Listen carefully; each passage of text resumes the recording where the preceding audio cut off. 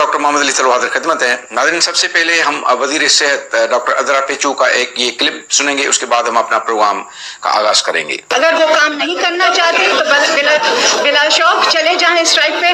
ہمیں ان کی ضرورت نہیں ہوگی، ہم دوسری کوئی اور نرسز رکھ لیں گے کیونکہ بہت ساری نرسز اویلیبل ہے مارکیٹ میں. ناظرین، جیسے کہ آپ نے دیکھا کہ ڈاکٹر عذرا پیچو نے ایک جو نرسنگ اسٹاف ہے ان کو جو ہے وہ انہوں نے ٹارگٹ کیا ہے، لیکن شاید وہ یہ بھول رہی ہیں کہ جو پیرامیڈیکل اسٹاف ہے، جو نرسنگ اسٹاف ہے اور ڈاکٹرز وہ ایک باڈی ہیں.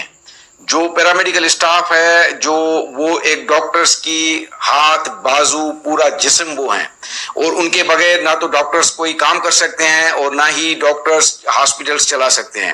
اس لیے اگر ڈاکٹر عذرا پیچو صاحبہ، منسٹر صاحبہ یہ سمجھتی ہیں کہ وہ ہماری باڈی کو، ہماری فیملی کو تھریٹ کرنے کے بعد ڈاکٹرز جو ہیں وہ خاموش رہیں گے، تو یہ میرے خیال میں کہ ان کی بہت بڑی غلط فہمی ہوگی، کیونکہ ڈاکٹرز اور پیرامیڈیکل ایک پیج پر ہیں.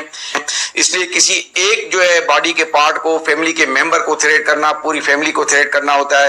اور ہم ڈاکٹر عذرا پیچو کو یہ بالکل واضح سنانا چاہتے ہیں کہ کسی بھی پیرامیڈیکل اسٹاف کو، نرسنگ اسٹاف کو یا کسی ڈاکٹر کو اگر کوئی انتقامی کارروائی کی گئی تو آپ کا یہ نظام پورا ہیلتھ ڈپارٹمنٹ کا بیٹھ جائے گا، آپ اس کو ہینڈل نہیں کر پاؤ گی.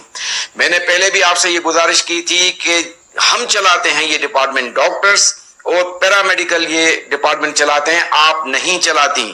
نہ آپ کا سیکرٹری ہیلتھ چلاتا ہے اور نہ آپ کو چلانا آتا ہے. میں ڈاکٹر عذرا پیچو صاحبہ کو یہ بھی گزارش کروں گا کہ آپ جو ہے وہ ہیلتھ کے عملے کو ہیلتھ رسک الاؤنس دیتی ہیں، لیکن ہم سندھ ڈاکٹرز اتحاد کی طرف سے آپ کے اکاؤنٹ میں اور آپ کے سیکرٹری کے اکاؤنٹ میں نو ہیلتھ رسک الاؤنس کا ایک بڑی اماؤنٹ ہم ہر ماہ آپ کے اکاؤنٹ میں ڈالیں گے. آپ یہ ماسک اتار کر اور ہاسپٹلس کا وزٹ کریں، کیونکہ اب تو کرونا بھی نہیں ہے، دیگر بیماریاں بھی نہیں ہیں. آپ تو ایک عام یوئل اپنی آفس میں بھی یہ ماسک پہن کے بیٹھی ہوئی ہیں، آپ تو ہاسپٹلس کے وزٹ کے دوران بھی یہ ماسک پہن کے بیٹھی ہوئی ہیں. تو وجہ کیا ہے؟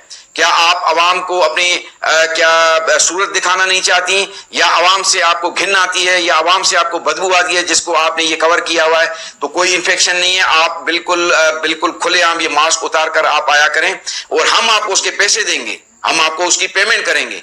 اور باقی رہا کہ آپ کی جو بجٹ ڈاکٹرز کے اس جو الاؤنس کی وجہ سے شاید ڈسٹرب ہو رہی ہے سندھ گورنمنٹ کی، تو دیگر محکموں میں اس سے کہیں زیادہ الاؤنسز آپ دیتے ہیں لیکن آپ کو تکلیف نہیں ہوتی. سیکرٹری ہیلتھ جو ہے، جو جتنا گاڑی کا پیٹرول ایک دن میں یوز کرتا ہے، میرے خیال میں کہ اس کا ہمارے پورے مہینے کا وہ الاؤنس ہمیں نہیں ملتا.